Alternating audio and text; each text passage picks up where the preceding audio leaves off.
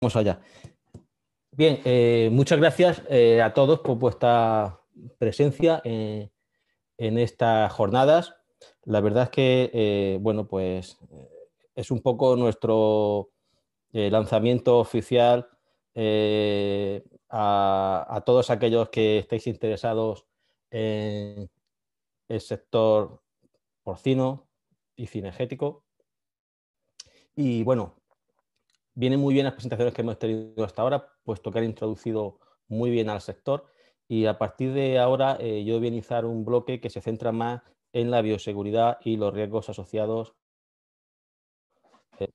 al jabalí y a la peste porcina africana. Me gustaría agradecer a todos los compañeros del grupo operativo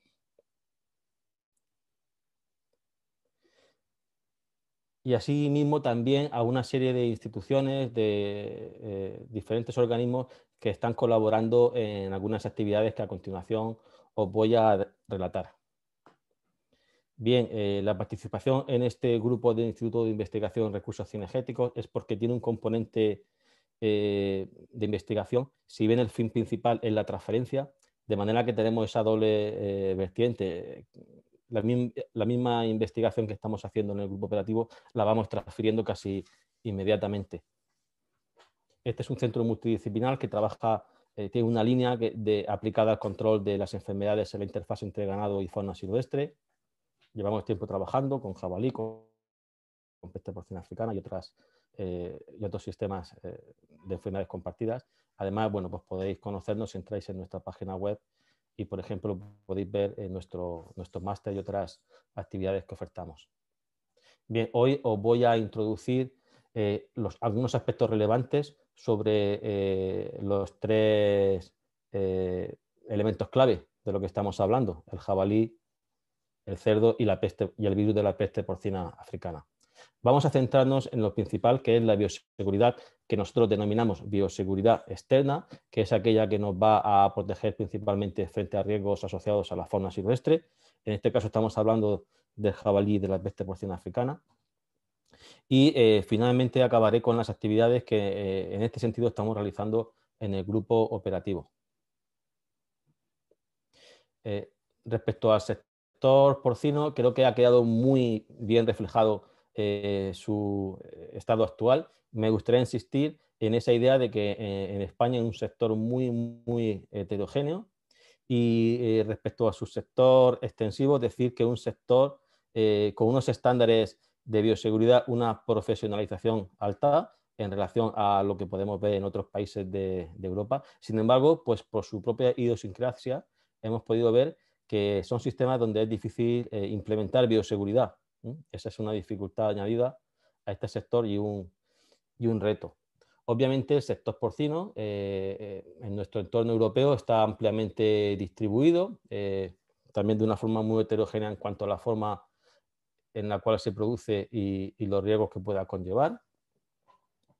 Hablando de jabalí, pues es una especie también prácticamente ubicua, ¿no? La podemos encontrar casi en cualquier situación, con tendencias poblacionales aún creciendo. Ahí vemos en las dos líneas superiores unas estimaciones, digamos, máximas y mínimas para la población de jabalí que puede existir en Europa. Vemos cómo, a pesar del golpe que ha supuesto la peste porcina africana en el este y centro de Europa, sus poblaciones, en base a las estadísticas cinegéticas, siguen creciendo.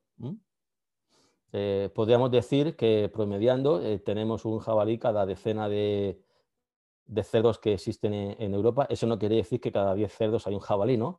Pero nos hace una idea de las cifras que manejamos, ¿no? Una especie abundante, ampliamente distribuida y que supone un riesgo.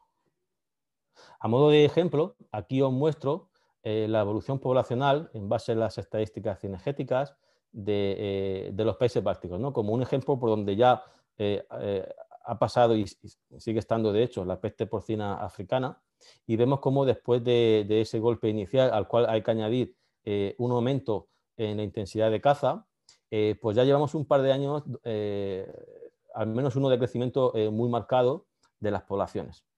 Habrá que analizar esto en detalle. Obviamente las poblaciones se están recuperando. Tenemos también la problemática de que el control poblacional sobre el jabalí es un esfuerzo que debe ser continuo y difícil de mantener.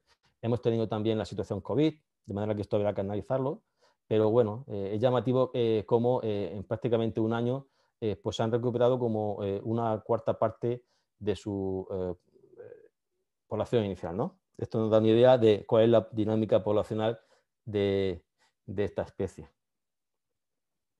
En España, aquí vemos su abundancia en base a las estadísticas cinegéticas en los cotos, pues es una especie ampliamente distribuida, muy abundante en ciertas partes del país. Volveremos después a esta situación. Y centrándonos en el otro elemento de la ecuación, la peste porcina africana, pues no ha habido una expansión más grande desde que saliese de África históricamente hace varias décadas, ¿no? Esta última vez, pues el virus se ha expandido por todos los continentes. En Europa tenemos un frente muy amplio de norte a sur en todo lo que es la zona centro y este del continente, con algunos saltos, algún sobresalto valga la redundancia, que nos llevamos de vez en cuando. Algunos de ellos localmente han podido ser controlados, como en Bélgica o en la República Checa. Ahora nos estamos enfrentando a un brote que, bueno, no tiene muy buena pinta en el norte de Italia.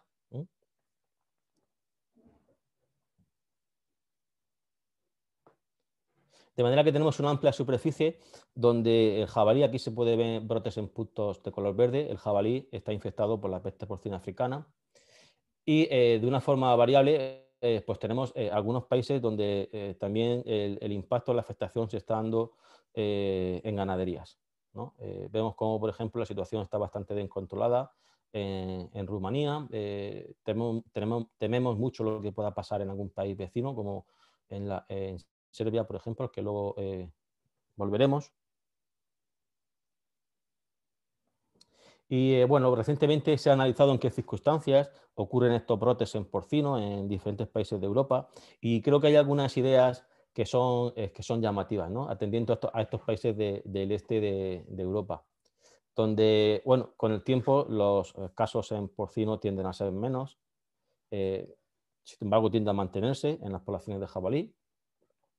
Y bueno, se debe que en la mayoría de zonas donde hay positividad de jabalí al virus de la peste porcina africana, pues finalmente se llega a diagnosticar también en porcino, en algunos casos de una forma bastante poco frecuente, como por ejemplo un caso que ha ocurrido en Alemania recientemente o en Hungría.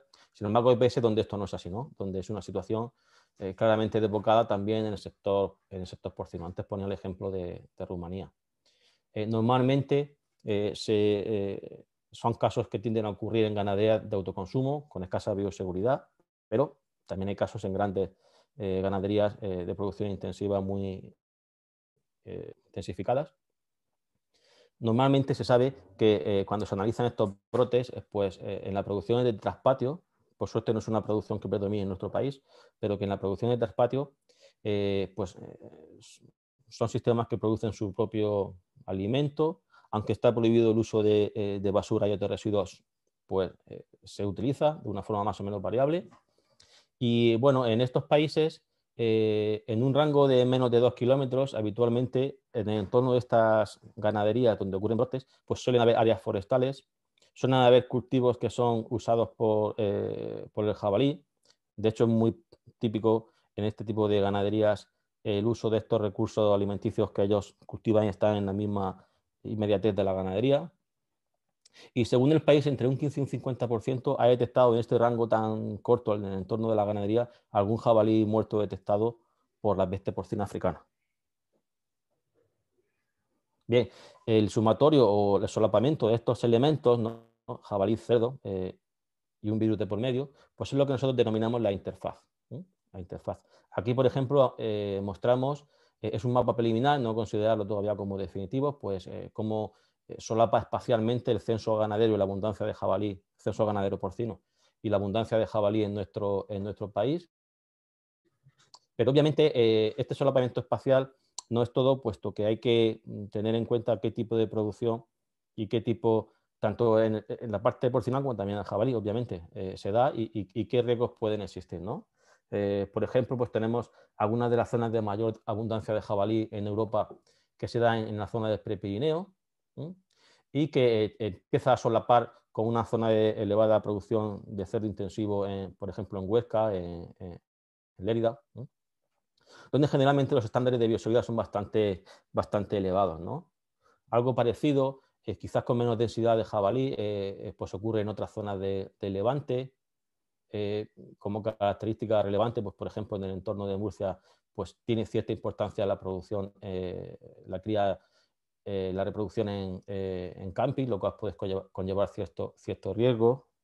O otra situación muy diferente es la que puede ocurrir asociada a la producción de cerdo en extensivo, ¿no? Sobre todo en el suroeste de la península, que además solapa con zonas de elevada producción cinegética históricamente. O, por ejemplo, sin llegar a hablar de producción de tres patios, pero sí de producción comercial familiar, muchas unidades con muy poco censo, ¿no? Pues, por ejemplo, en la esquina de noroeste de España, ¿no?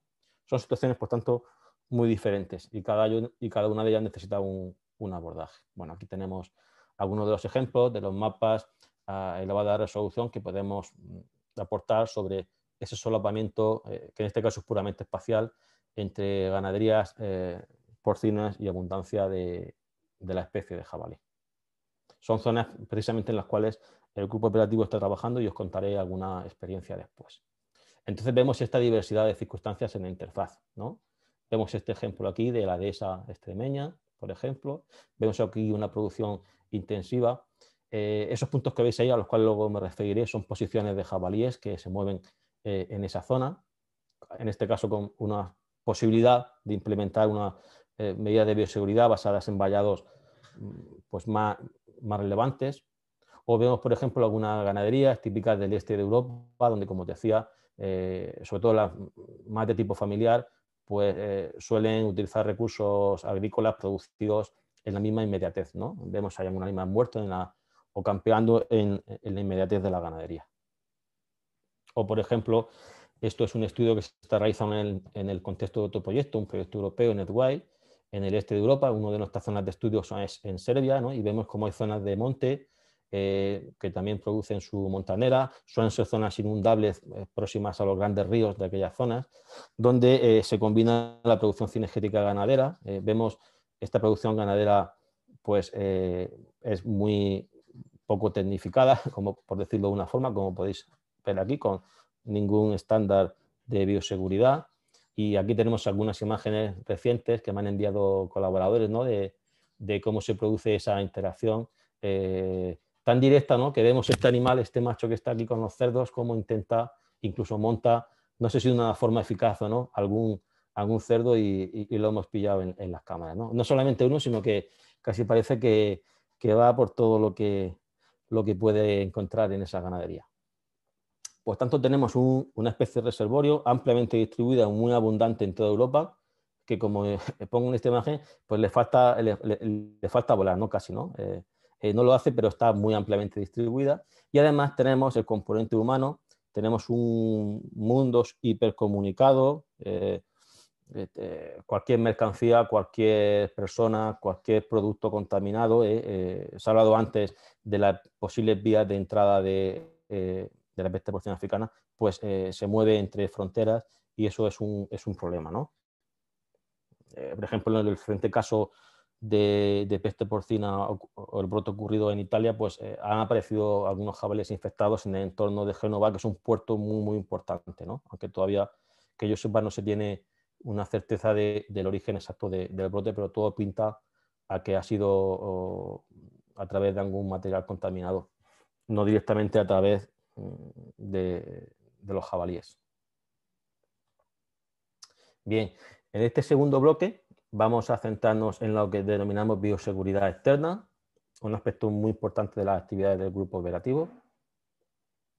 Y bueno, tal y como se define en el Plan Nacional de Bioseguridad, en la Estrategia Nacional, pues son un conjunto de medidas, tanto de infraestructuras como de manejo, que se aplican para evitar o reducir el riesgo de entrada de enfermedades infectocontagiosas y su posterior difusión dentro de la explotación o hacia otras explotaciones ganaderas.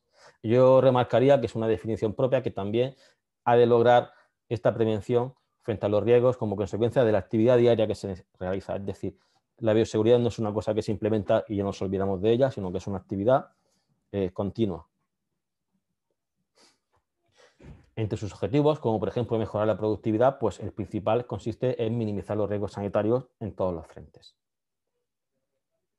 Importante considerar cómo se transmite la peste porcina africana para saber a qué elementos tenemos que prestar atención en la bioseguridad, en este caso la externa. Es sinónimo de contacto directo. Contacto directo principalmente no solo entre individuos, sino también con materiales contaminados, productos contaminados, exudados, etc. En nuestro caso, a nivel europeo, pues obviamente los reservorios silvestres como los africanos, que son los que mantienen la enfermedad sin padecerla, no los tenemos. Prácticamente parece ser que no juega un papel importante los vectores, las garrapatas blandas. Por tanto, debemos atender principalmente al porcino, al reservorio silvestre y a estos productos, esos materiales contaminados. Bien, en la interfaz entre fauna y silvestre podemos aplicar una serie de medidas para controlar las enfermedades. De esto vamos a hablar también en más detalle en las siguientes jornadas que organiza este grupo operativo, ¿no?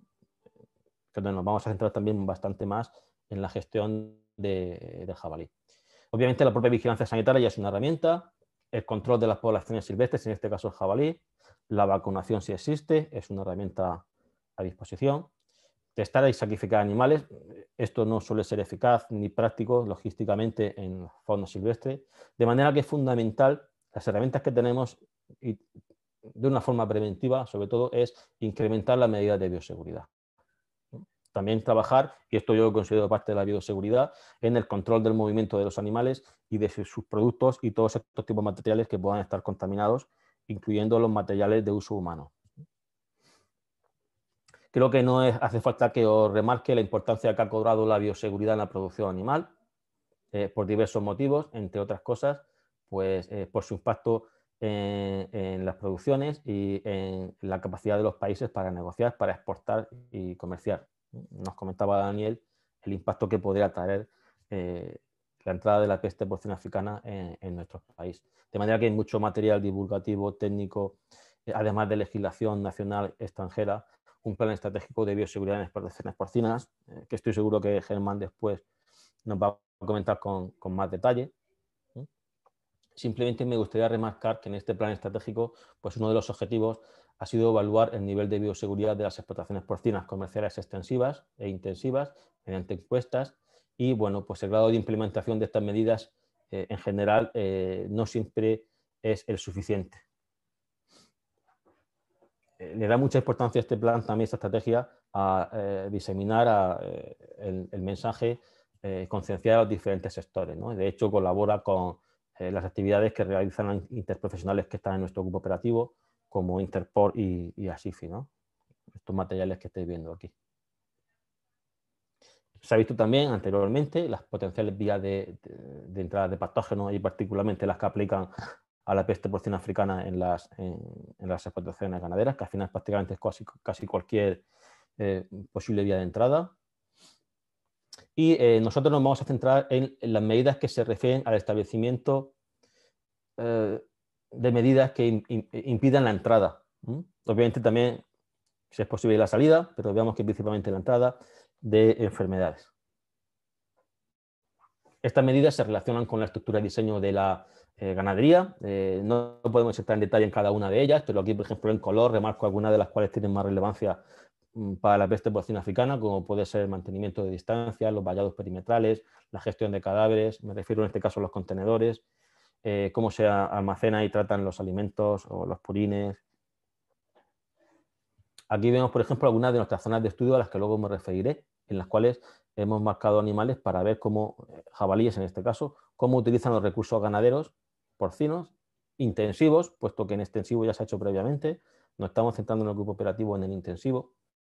Y vemos cómo pues entre diferentes ganaderías, en este caso no son diferentes ganaderías, sino diferentes unidades de producción dentro de una gran ganadería, con diferentes lotes, digamos así, de naves, que tienen diferentes fases de producción o unidades, pues vemos cómo los jabalíes no es una zona especialmente propicia por hábitat ni con gran densidad de jabalíes, los animales son capaces de campear sin ningún problema, al menos en la proximidad de los diferentes grupos de naves.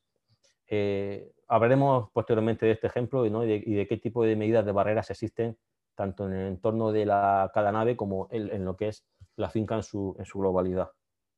Pero vemos que estas distancias, que son, digamos, las legales, pues en algunos casos no son lo suficientes como para impedir que un mismo ejemplar, un mismo jabalí, por ejemplo, pueda acceder a varias de ellas.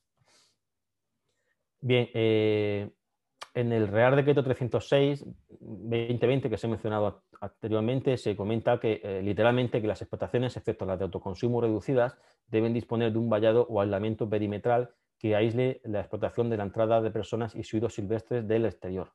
El vallado perimetral debe abarcar todas las instalaciones y zonas con posibilidad de ser usadas por los animales y personas que trabajen en la explotación, así como en el resto de instalaciones anejas y las balsas de estiércoles. Este es el mismo ejemplo que antes mostraba, donde teníamos diferentes unidades ganaderas, o una explotación grande con diferentes unidades dentro. A la izquierda vemos una ganadería más reducida, pues seguramente la típica ganadería integrada o cebadero, donde tenemos una única nave y no muchas más instalaciones, y un vallado perimetral. En función de las características de pues esta ganadería será totalmente permeable o no, por ejemplo, al jabalí. En el caso de la derecha, pues puede existir o no un vallado perimetral en toda la ganadería, en toda la propiedad. La base territorial, en este caso, es propiedad de los mismos ganaderos. En muchos casos suele ser o suele tener la figura de coto de caza, no tanto porque sea un uso, digamos, importante, en otras situaciones sí que lo es, sino porque la práctica de la caza en la ganadería pues, es necesaria para controlar las poblaciones de jabalí. Y estas barreras externas, pues como en casi cualquier coto de caza, son insuficientes para contener el paso de los jabalíes. Luego vemos como cada unidad de producción pues presenta sus vallados, y en este caso sí que nosotros en las ganaderías que hasta ahora hemos ido, es un trabajo que estamos haciendo y esperemos contaros más en el futuro, pues cuentan con unos niveles de protección mayores. Aún así nos encontramos también algunas sorpresas, ¿no? Entonces, vemos como toda esta matriz que rodea las ganaderías pues presenta hábitat, cultivos que también son atractivos para el jabalí. Y aquí vemos un zoom de una zona que está más protegida e impide realmente la entrada de los animales dentro de la ganadería. Este perímetro pues, suele ser poco permeable. En algunos casos encontramos algunas unidades de producción que son bastante permeables. En este caso vemos una zona de camping donde se preocupan casi más por lo que pueda pasar por arriba que por abajo, como ahora mostraré por qué. Vemos, por ejemplo, aquí como en muchos casos las balsas de los pudines no se encuentran valladas o son deficientes. Vemos incluso cómo los jabalíes acceden a ozar tanto en la misma orilla cuando ya están más secas, ¿no? Suponemos que en búsqueda de insectos que pueda haber ahí, como también en las mismas alrededor de la balsa. Vemos aquí, por ejemplo, una situación intermedia, es una ganadería algo más grande que ese pequeño cebadero integrado que os comentaba antes, donde vemos que hay varias naves. Vemos cómo sin ningún problema los jabalíes que hemos marcado en la zona, en este caso han sido unos compañeros nuestros de Navarra, pues vemos cómo hay localizaciones en el mismo entorno de las naves ganaderas de jabalíes. Algunas parecen que están dentro de la ganadería, eso es simplemente por el error del GPS, ¿no? Pero vemos cómo se mueven alrededor. Además es una zona que existen unos árboles frutales, no sabemos muy bien qué es lo que les puede atraer a esta determinada zona. Vemos cómo también se ve alguna posición en las balsas de pudines que hay en la zona superior. Aquí vemos algunas ozaduras en el mismo borde, no dentro, sino borde de las mismas balsas de pudines que no están bien protegidas. Son fotos que hemos hecho cuando hemos ido después de determinar la coordenada del animal. Aquí vemos algunas zonas de captura, justo en la misma inmediatez de estas balsas, en este caso no están bien protegidas, donde escogemos los animales y les colocamos. Normalmente lo que es la nave en sí, los silos suelen estar bien protegidos, es la tónica que nos encontramos en en las ganaderías que estamos visitando, pero es muy preliminar y tenemos que ver bastantes más. Aquí vemos pues, algunos elementos de protección bastante bien hechos, que protegen, alguna zona, alguna gatera que está bien protegida, abajo unas balsas no protegidas en este caso. Y las medidas que también se pueden aplicar están relacionadas con el manejo, no únicamente con las instalaciones, ¿no? Que es una barrera más bien de tipo física. Y son de diferente naturaleza que aquí os indico. Os pongo un ejemplo ahora, como por ejemplo el tema de la gestión de los cadáveres. Os comentaba antes que en alguna camping se preocupaban posiblemente más de lo que pueda pasar por arriba que por abajo, ¿no? Aquí vemos un animal, en este caso un zorro sacando un lechón. No sabemos si viene de una mala gestión de los cadáveres o viene de la zona de parto en estas parideras. Por tanto, vemos que la aplicación de la bioseguridad va a estar determinada por el tipo de ganadería, no solamente por la especie, sino dentro del porcino, por qué tipo de ganadería estemos aplicando, que en los sistemas intensivos es relativamente factible, pero más complicado en los sistemas extensivos, que tenemos que evitar pensar que cuando se ve fauna en el entorno es algo normal, tenemos que pensar entonces que hay que tomar cartas en el asunto, y para ello están los programas de bioseguridad en los que venimos trabajando. No me voy a centrar ahora en ellos, puesto que en la siguiente charla mi compañero Eduardo Laguna se centrará en explicaros cómo los aplicamos y cómo los desarrollamos de forma específica para cada ganadería, habiendo sido el origen de estos programas las actividades que ya se realizaron en ganaderías extensivas de bovino, en colaboración también con nuestros compañeros de la Universidad de Córdoba. Y bueno, pues como os comentaba, Eduardo os comentará diferentes fases y cómo se implementan, y además habrá un ejemplo. Respecto a las medidas, o mejor dicho, las actuaciones que estamos realizando dentro del grupo operativo, pues implican actividades relacionadas con el control y la gestión del jabalí, a la cual nos referiremos en otras jornadas más adelante, otras referidas al porcino y a la interfase con el jabalí, y luego toda la parte de transferencia y divulgación, que precisamente por eso hoy estamos aquí.